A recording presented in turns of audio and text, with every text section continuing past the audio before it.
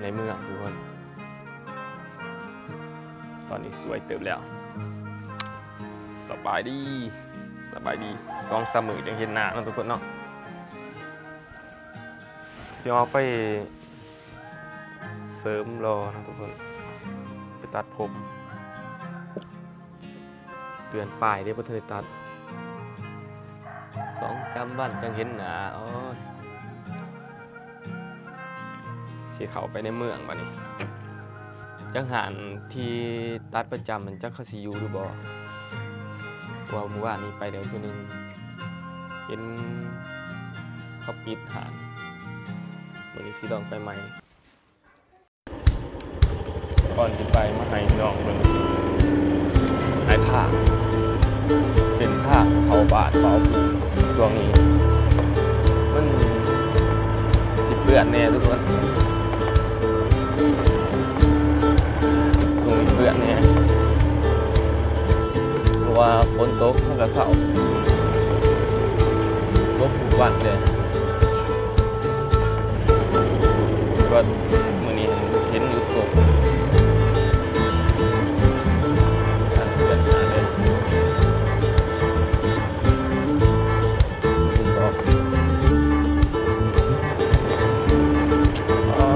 มาเส้นทางที่ไปเล่นเส้นทางนี้เปื้อนแห้งคิดว่าเป็นทางที่ดีเปื้อนเลยรอดหรือบ่รอด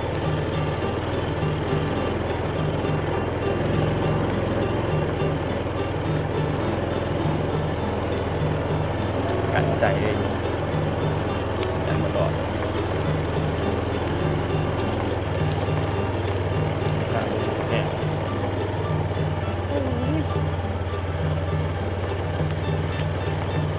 รอดเลยพี่น้องว่าสิหอดก็ตัดผมอยู่ในเมืองทุกคนไปหอดจักสร้างอยู่หรือเปล่า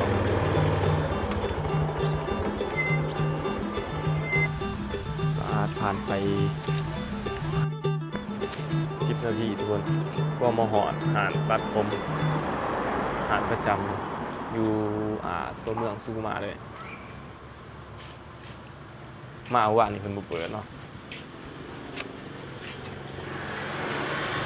สายดีโอ้เขามาว่านี่จะมาเอาอ่ะแม่นว่าสิมาตัดผมน่ะเป็นจะได้จะปิดโอ้ยค่าเบียดไว้เรื่อยเบียดมาเดือนนึงนี่ได้บ่ได้ตัดเนาะประมาณแล้วครับแต่ตัดคือว่าคัน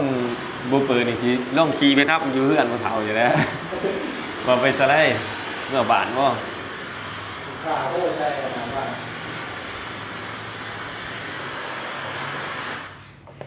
ยังคิวนึงบ่มันนี่มันอยู่หนองก็แม่นเนาะประมาณคนหนึ่งโมประมาณนี้ล้นเติบได้ซะประมาณแต่ว่าตัดคนหนึ่งประมาณที่หาซิปแล้วนี่ตามโคเล็กน้อยโอ้เล็กหน่อยเอาเล็กหน่อยเข้าเดียวเนาะให้สื่อภาพออกให้แต่ล้นแล้วกันบ่ได้ถ่ายมื้อนี้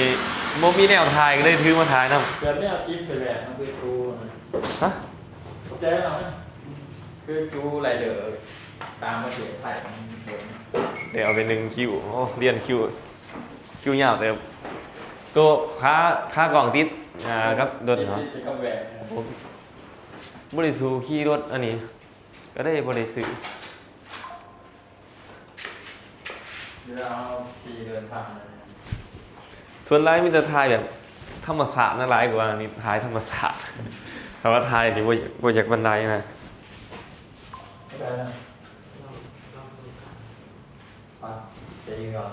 รอคิวอีกพี่น้อง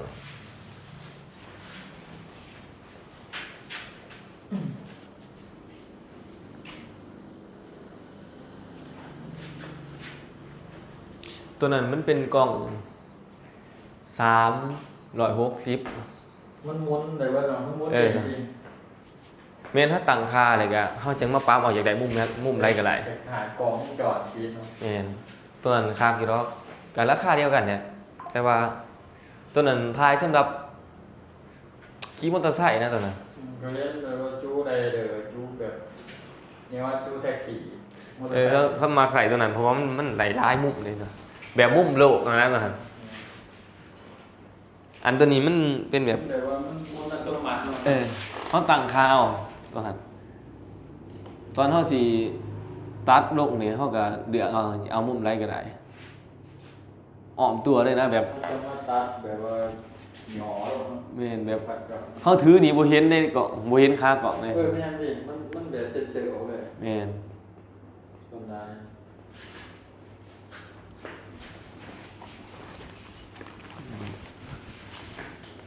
เป็นมากเพื่อขายเพื่อสปอร์ตเนาะ แม่นตัวนั้นก็หมื่นปลายคือกันเขาคือพวกเขามาไหนเนาะ ที่เราแซมต้นได้ ผู้น้อยเนาะ ตัวหอดคิวอีกกูเคยมาหั่นเนี่ยตามเลย สิแม่นนะ ไปถึงน้ำได้นะเป็นน้ำที่เคยโดนนะ ตัดเบอร์2เหรอตัดเบอร์1เหรอ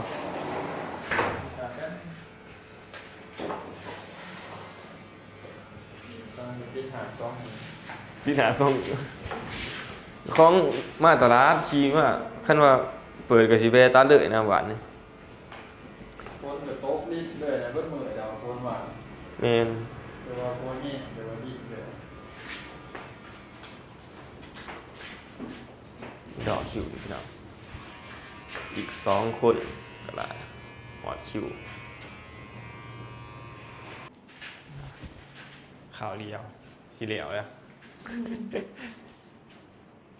อันนี้เคยเห็นส่งอิหยังก่อน สงการปัดเตลูกค้า จะตามคำขอเนาะ ตามบอกสั่งอะไรเนี่ยถ้าผมกับแบบเดียวก็เรียนอาหาร อืม มันมีสูตรตายทุก ตามสั่งนะเดี๋ยวแต่ผู้มักเนาะบางคน เนี่ย ก็ เลยอยู่ว่าตามสูตรตายตัวอยู่ แบบบ่มีแบบนั้นเนาะมีแต่ว่าเอาเขามากแบบนี้ ใช่ผมมาแบบเราแบบให้เลยดูตามเดี๋ยวผมเนี่ยเป็นไปได้การเป็นไปได้พักใจไหม อืมบ่เพราะว่าเขาตัดไปมันก็บ่เข้ากับมันนี่ เนี่ย โค้งข้างโค้งหน้าอย่างนี้อ่ะเรียบร้อยคราวเดียวเหลืออีกคิวหนึงก็หอดคิวค่ะ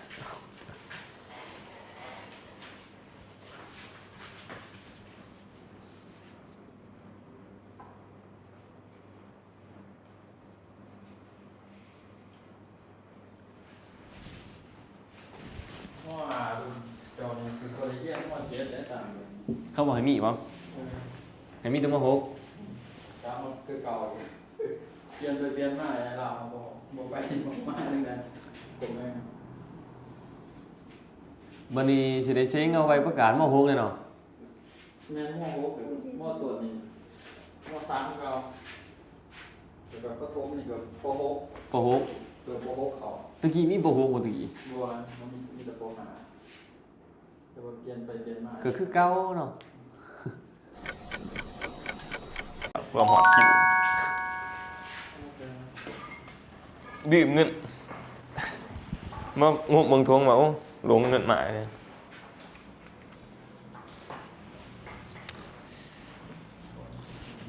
กำลังจะได้ตัดสร้างว่ามีเงินหน่อย เพราะว่าจะคิดพันเลยแม่ยาที่จะพันหนึ่งหมดถึง1,100ขอบใจอะไรเดี๋ยวเบิร์ดแต่เงินหน่อยจ่ายเลย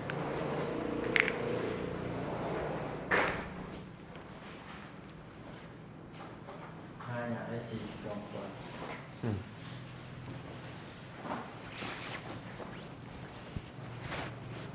มันเดิมเนาะ มันเดือบ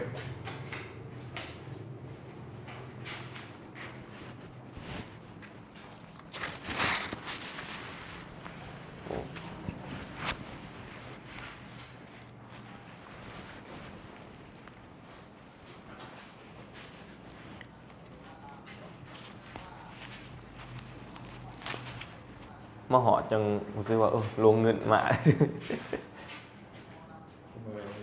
ใช่ว่าบัวคนนี้กูใส่มีบัญชีนั้นจะใช้ง่ายมากถึงกระป๋อง นี่ต้องโอนเอาแท้ส่วนได้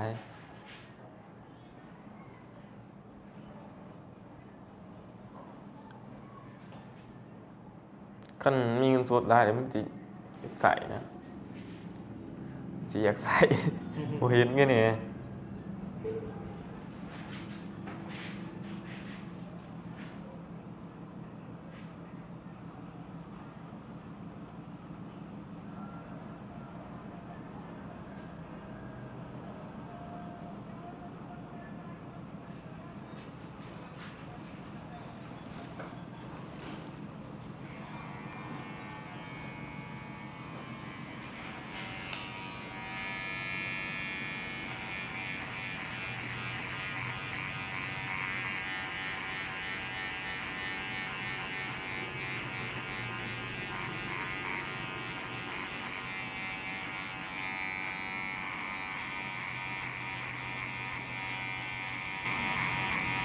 ก็ดูทั้งเดือนเพื่อ ฮะ ค้ากล่องอะไร ตัวไหน เขาค้ากล่องอะไร เอาขึ้นบ่ไล่เพื่อน เรื่องมันอะไรเดินจะคือบอกว่าบอกค้ากล่อง บ่เห็นดอกของเขาตั้งตรงดิคันตัวนั้นหันแม่น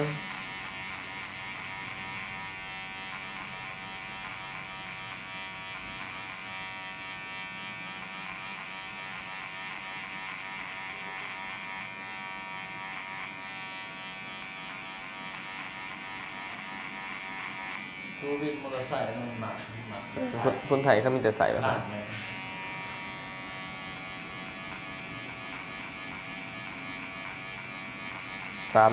360หอบหลานเลย ต้องรู้ที่ตรงกลาง อืม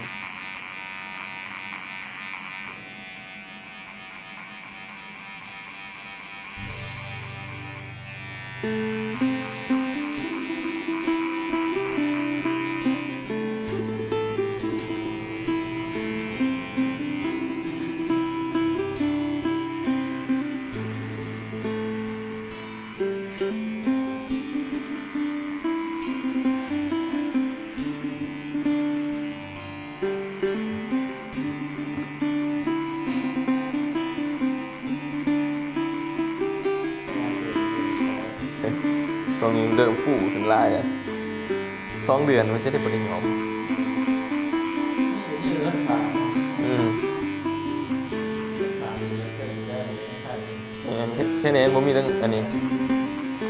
แต่ได้รู้ใจตามเนี่ยเลย อืมบ่เห็นนี่ก็บ่เห็นนี่อยากยอมเลย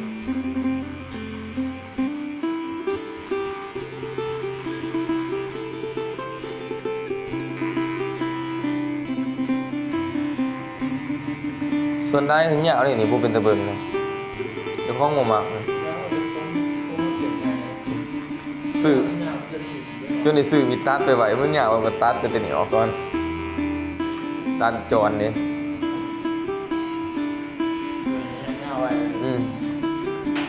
ตัวเป็นจรยาว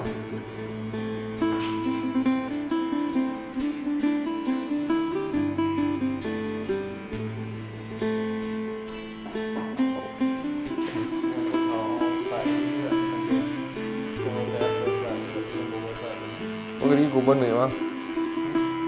ปกติกูเบิ้ลมือวะ ต้องเกินผมไม่เหมือนรับสั่งตามสิบหัวเนี่ย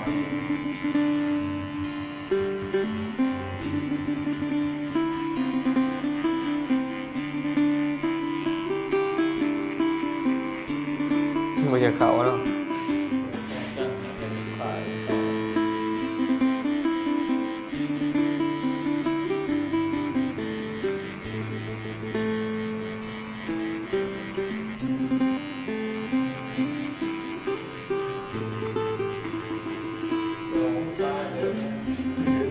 เอาเมียน้องมันทราบเลยสิมีงานส่วนนี้เงียบไปแล้วส่วน อืมตอนนี้ดูแลในเรื่องอยู่แล้ว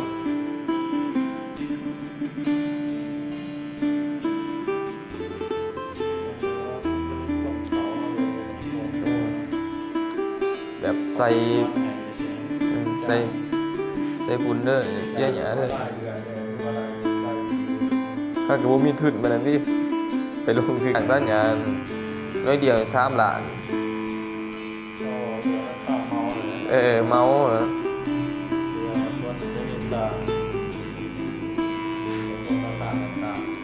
ฉีดยาก็ฉีดยาก็แพงเต่าหนึ่ง4-50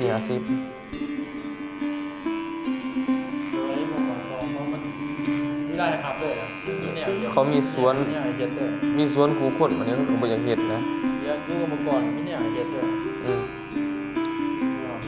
สวนเขาเองก็มีนะแต่ว่าเขาก็เอาแพงแน่เวลาค่าจ้างเขา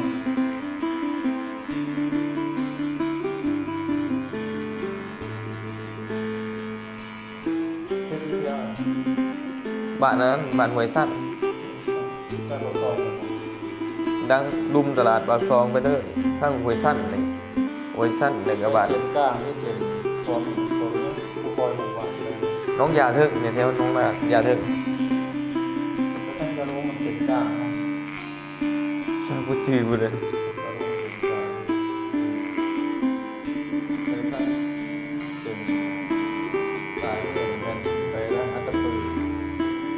เขาผลล้างตลาดด้วย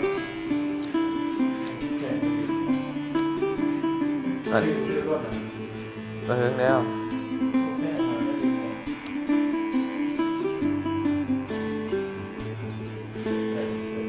ซอยไปหารคาเฟ่อันนั้นเด้แต่ว่ามีปืนมียังไงเนี่ยปืนใหญ่เก่าฮะอันเนี้ยไปเด้อประมาณ10 ลักนะจากปากซองไปทางอย่างให้อย่างสอง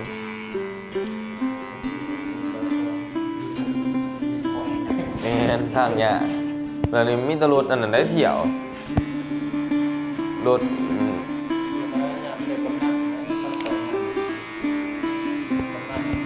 2 ล้อเที่ยว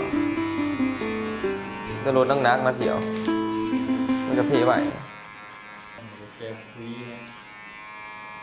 บริษัทก็ได้ครับเบียดนี่เบียดได้กดไทยเลยเกษตรไทยไม่ได้ของงานส่วนนั้นเลยบางมาเบียดนี่ส่วนส่งส่วนเกี่ยงมันเกี่ยงในน้องไทย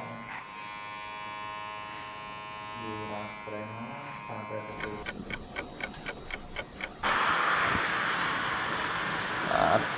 โดนเติบทุกคนพวกแล้ว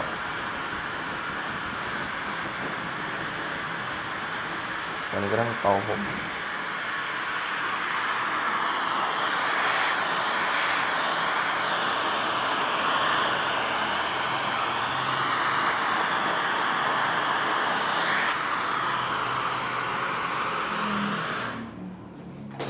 รถนั่งคารถเดียวเนาะ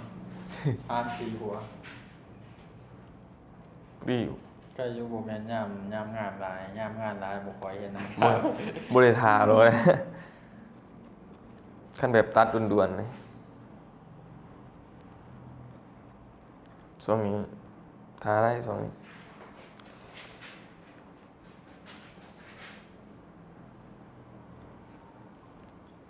ตั้งหนาซับออกเลยมันก็ได้เป็นแบบกรุ๊ปเนี่ยนึงในเจ้าของซับตัดตรงเลยจะเป็นระบบเป็นกระปู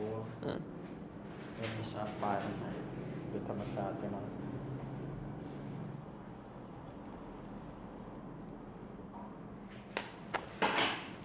ผมก็เริ่มบางเลยตลอดร่นดีขนาดนั้นไม่ค่อยเนาะผมเฉยไงเขาก็เลยพบไปนะคิดรู้บางขั้นหน่อยนี่ก็บางเดียวบันนี้เขาใส่หมวกกันน็อกกันหมูบลูกนะอะไรผม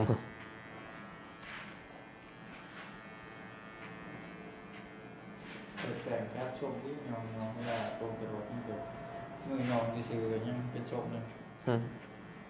เดี๋ยวมีสเปรย์รุ่นนึงไม่ซื้อเยอะเนาะมันฉีด2-3 บาทแต่ว่าเขาใส่หมวกนี่คือเราแข็งเหรอมันบูเป็นแข็งมันเป็นแบบขึ้นเหนียวไม่ได้ลงปวดหมอมันยองมันแบบขอส่งนี่เจ้าของบริษัทเยี่ยวมาหลายปีเลยใส่เยี่ยวผมมันโดนเยี่ยวมันคือก้อนเลยเป็นธรรมชาติ ยักษ์ทุกเดือนเนี่ย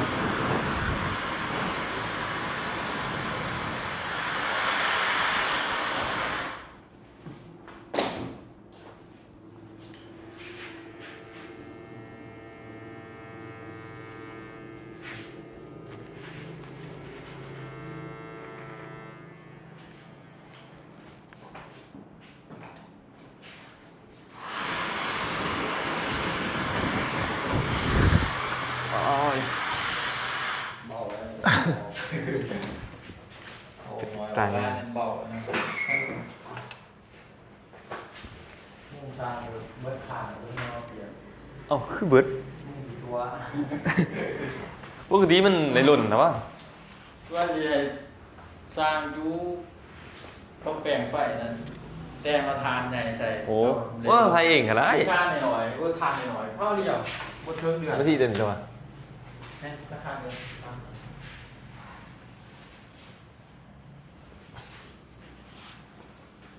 ไปเกาไหนเนาะแต่กูก็เคยทานไหนสร้างขึ้นไปก่อนสร้างกับเน้นสมองมันติวๆเลย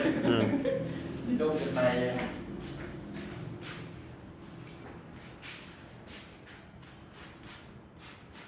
ผมมองบางทำงาน อ่ะ ขอบใจนะ ผู้ดี11 โมงเกือบครึ่ง มาเว้ยผมมา10 โมงมาแล้วก็9 โมง สี่หัวเนี่ยนะ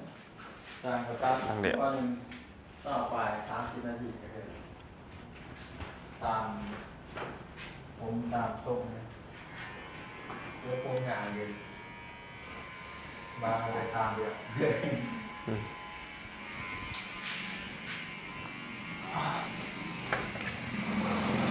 หลังแล้วทุกคนเพิ่งตื่นประมาณ30 ปลายนาทีฝนตกสัมนี่เป็นฟอยล์หนิดนึงกำลังสีกลับเมื่อบ้านมานี่ประมาณ2-3 ลับอู้บางแห่งตัวนี้เอาออกได้เติบ